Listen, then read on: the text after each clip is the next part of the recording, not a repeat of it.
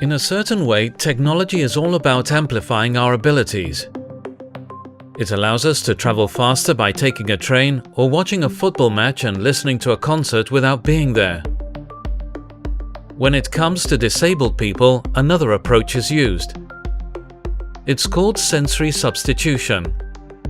For instance, Braille substitutes the vision of a text with a tactile code.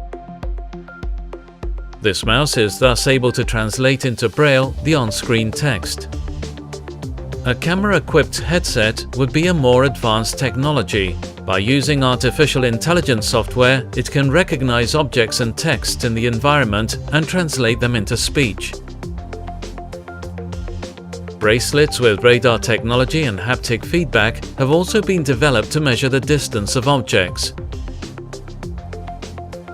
Deaf people will be able to use technologies like this vest that transforms the sounds picked up by a smartphone into tactile vibrations. At the same time, people with speech problems will enjoy another way of communicating: a smart glove that translates hand gestures into information relayed to a mobile phone and transformed into speech. All these technologies and many more will radically change the world for those who need it most.